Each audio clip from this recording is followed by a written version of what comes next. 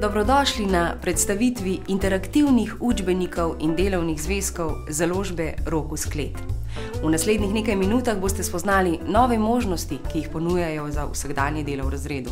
Predvsem pa se boste prepričali, kako preprosta je njihova uporaba.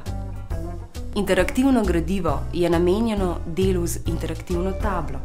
Če pa te nimate, ga lahko uporabljate tudi z računalnikom in projektorjem.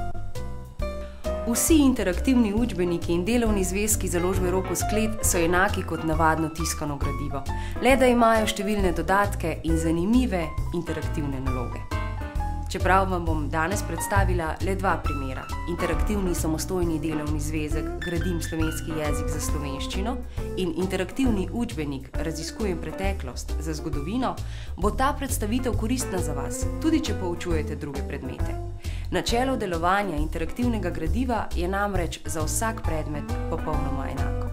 Pa poglejmo. Pred vami se pojavijo strani, ki so vam dobro znane že iz tiskane različice. Tudi razpored strani je popolnoma enak. Na njih so ikone, s katerimi lahko dostopate predvsem do interaktivnih nalog ali multimedijskih vsebin, na dnu strani pa sta dve orodjarni. Ikone in orodjarni so v vseh Rokusovih interaktivnih gradivih enake.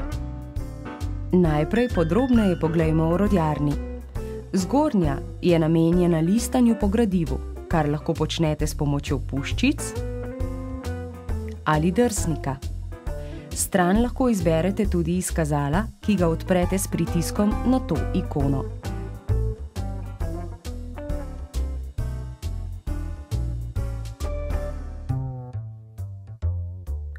Če ponovno pritisnete na ikono, se bo kazalo zaprlo.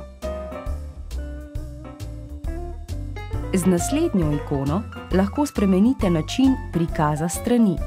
Prikažete lahko samo eno stran ali dve strani hkrati. Pa poglejmo še drugo orodjarno. Prvo ikono, miško, boste spoznali na koncu predstavitve, ko si bomo ogledali multimedijske vsebine in primere interaktivnih nalog. Začnimo s pisalom, s katerim lahko pišete po interaktivnem gradivu. Z njim lahko skupaj z učenci rešujete naloge, dodajate komentarje in celo rišete. Pisalu lahko kadarkoli spremenite barvo ali določite drugo debelino črte. Če pa želite vnesti poudarke, uporabite označevalnik, ki mu lahko prav tako spremenite barvo in debelino. Verjetno boste v razredu največkrat uporabljali ravno ti dve orodji, pisalo in označevalnik. Naslednji ikoni uporabljamo za vnašanje beležk. Ko pritisnete na prvo ikono in pokažete na mesto na strani, se odpre okvirček, v katerega vnesete besedilo s pomočjo tipkovnice. Program vam omogoča, da barvo besedila in velikost črk nastavite po svojem okusu. Zaznamki vam bodo gotovo koristili pri pripravi na pouk. Z njimi pa boste lahko tudi nadgradili gradivo glede na svoje potrebe ter dodali kakšno nalogo ali razlago. Svoje zaznamke lahko enostavno premaknete ali odstranite, ko jih ne potrebujete več. Podoben namen imajo tudi rumeni lističi. Za razliko od zaznamkov imajo rumeni lističi vgrajen preprost urejevalnik besedila. Tako lahko izberete pisavo, velikost črk in barvo, besedilo lahko poudarite, napišete s kurzivo ali podčrtate, lahko pa tudi spremenite njegovo poravnavo in vnesete spletni naslov. Rumene lističe lahko poljubno premikate po strani, njihovo vsebino pa lahko tudi skrijete pred učenci, če tako želite. Ko med poukom pritisnete na povezavo, ki ste jo pred tem vnesli, se vam odpre želena spletna stran, ne da bi morali zapreti učbenik. Dodatno svobodo in ustvarjalnost pri pouku prinaša možnost pripenjanja datotek.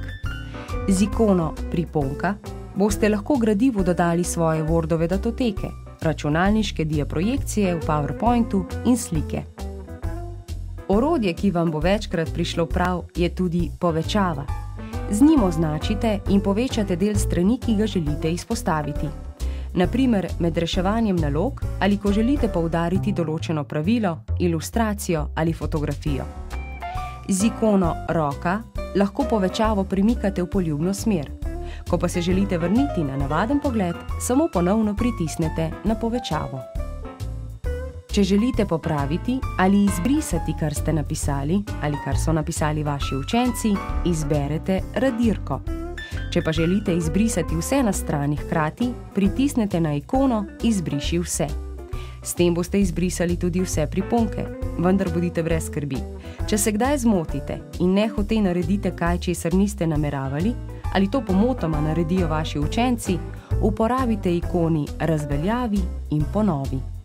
Z njima se lahko vrnete na prejšnje korake ali z prejšnjih korakov naprej.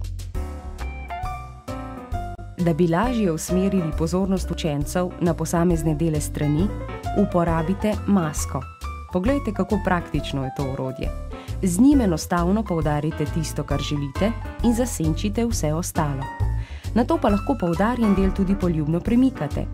Tako bodo vaši učenci osredotočeni točno na tisto, na kar naj bi bili. Če maske ne potrebujete več, preprosto ponovno pritisnite na ikono in senca bo izginila. Če ste navajeni na orodja, ki vam jih ponuja programska oprema interaktivne table, morda te orodjarne ne boste niti potrebovali. Takrat jo lahko skrijete s pritiskom na puščico na desni. Orodjarna se bo spet prikazala ob ponovnem pritisku na to ikono.